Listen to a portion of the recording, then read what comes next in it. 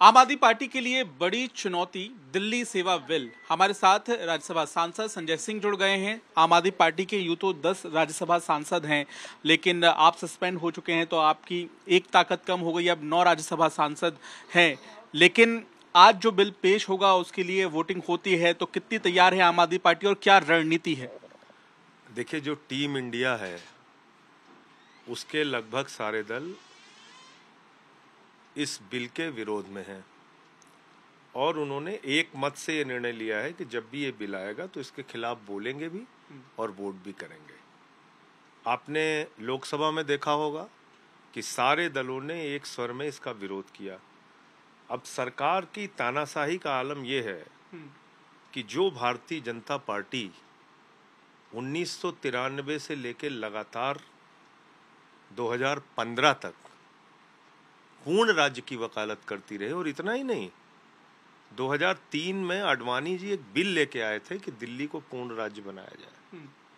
आज वो पार्टी हमको सर्विसेज का अधिकार नहीं देना चाहती और माननीय सर्वोच्च न्यायालय के 5 जजों का फैसला आने के बाद भी नहीं देना चाहती। तो मानोगे क्या आप? लोकतंत्र आप मानोगे नहीं, संघीय ढांचा आप मानोगे नहीं, संविधान आप मानोगे नहीं, सुप्रीम कोर्ट आप मानोगे नहीं। तो अगर आपको एलजी और राज्यपाल के डंडे से देश को चलाना है तो एक तो हो गए मोदी जी, दूसरे हो गए अमित शाह, बाकी सारे राज्यों के अंदर आप राज्यपाल और एलजी रख दीजिए। क्या क्या जरूरत है चुनाव कराने की? फिर चुनाव का मतलब क्या हो गया? अगर एक इलेक्टेड गवर्नमेंट, एक ऐसी गवर्नमेंट जिसको प्रचंड बहुमत मिला, 67 सीट मिली, 62 सीट मिली, उस सरकार को ये अधिकार नहीं है कि वो एक डॉक्टर का ट्रांसफर कर सके, एक इंजीनियर का ट्रांसफर कर सके, एक डीएम एसडीएम का ट्रांसफर कर सके, तो फिर सरकार का मतलब क्या बचेगा? आप मुझे बताइए। लेकिन साथ ही जब हमने लोकसभा में देखा बिल पेश हो रहा था, गृह मंत्री अमित शाह लगातार आम आदमी पार्टी पर निशाना साध रहे थे।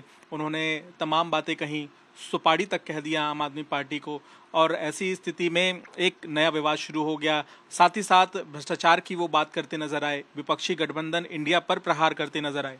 देखिए, इन लोगों की हालत मैं तो आपको कई बार कह चुका हूँ। भ्रष्टाचार का आरोप लगा रहे थे हमारे ऊपर,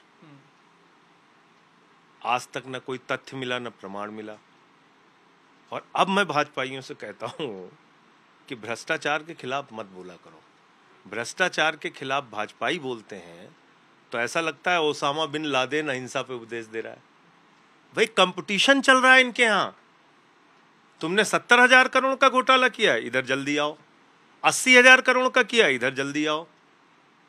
लाख करोड़ का किया, जल्दी। आप देखिए ना, पूरब से लेके पश्चिम तक, उत्तर से लेकर दक्षिण तक, जो जितना बड़ा भ्रष्टाचारी वो उतना बड़ा पदाधिकारी। वाटर स्कैम हेमंत विश्व शर्मा के ऊपर बीजेपी ने लगाया, हमने नहीं लगाया। उसकी सीबीआई की ईडी की जांच चल रही थी, उसको मुख्यमंत्री बना दिया। व्यापम घोटाला, सीबीआई की जांच चल रही थी शिवराज सिंह पे, उनको मुख्यमंत्री बना दिया। येदियुरप्पा पे माइनिंग घोटाले की जांच चल रही थी, उनको मुख्यमंत्री बना दिया। तो बीजेपी में तो भ्रष्टाचार करना एक उपलब्धि है। आप अगर भ्रष्टाचारी हैं तो मोदी वॉशिंग पाउडर से आपको धुल दिया जाएगा। आप देखिए ना, 70,000 करोड़ का घोटाला 4 दिन पहले पकड़ लेते हैं भोपाल में हमारे प्रधानमंत्री जी। कोऑपरेटिव बैंक का घोटाला, माइनिंग घोटाला, पता नहीं क्या क्या घोटाला, और उसी व्यक्ति को माला पहना के उप मुख्यमंत्री बना देते हैं। इसमें सवाल ये भी है कि क्या ये जो बिल है ये ब्रेकर बन जाएगा? क्योंकि जो आप दिल्ली मॉडल की बात करते हैं, केजरीवाल मॉडल की बात करते हैं, दिल्ली में जो आपकी सरकार है उसके कामकाज पर ब्रेक लग जाएगा एक तरह से। सबसे बड़ा ब्रेकर होगा ये। मैं अभी भी आशान्वित हूँ और मैं ऐसा मानता हूँ कि ये बिल संसद से 5 किलोमीटर की दूरी पर सुप्रीम कोर्ट में जब जाएगा तो वहाँ ये गैर संवैधानिक घोषित हो जाएगा। क्योंकि दिल्ली बनी है, दिल्ली की विधानसभा और दिल्ली की सरकार बनी है 239A से। संविधान का संशोधन आप 2/3 मेजॉरिटी से ही कर सकते हैं। आप ऑर्डिनेंस के जरिए संविधान संशोधन कैसे कर सकते हैं? तो इसलिए ये बिल टिकेगा नहीं और इसको जाना होगा। मेरा अंतिम सवाल आप से है राहुल गांधी को लेकर। उन्हें सुप्रीम कोर्ट से राहत मिली, वो एक बार फिर से योग्य हैं। कांग्रेस लगातार ये मांग कर रही है कि उन्हें बहाल किया जाए और वो संसद में आए। आम आदमी पार्टी का क्या रुख है? नहीं, निश्चित रूप से आना ही चाहिए उनको। भाई, जब उनकी सदस्यता लेनी थी तो आपने 24 घंटे के अंदर उनकी सदस्यता ले ली। गुजरात का कोर्ट का डिसीजन था और लोअर कोर्ट का डिसीजन था, आपने अचानक उसको मानते हुए 24 घंटे के अंदर सदस्यता ले ली। कोई बात नहीं, अच्छी बात है। आपके अंदर न्याय के प्रति आस्था है। तो यहाँ से 5 किलोमीटर दूर पे जो सुप्रीम कोर्ट का निर्णय आया है उसको लागू करने में आप इतना टाइम क्यों लगा रहे हैं? अब सदस्यता बहाल कीजिए। भाई, गुजरात से 1000 किलोमीटर दूर, 1500 किलोमीटर दूर का निर्णय आप तुरंत लागू कर देते हैं 24 घंटे के अंदर, और 5 किलोमीटर दूर, 1500 किलोमीटर दूर का निर्णय 24 घंटे में लागू हो जाता है। 5 किलोमीटर दूर का निर्णय क्यों नहीं लागू हो रहा, और वो भी सुप्रीम कोर्ट का निर्णय?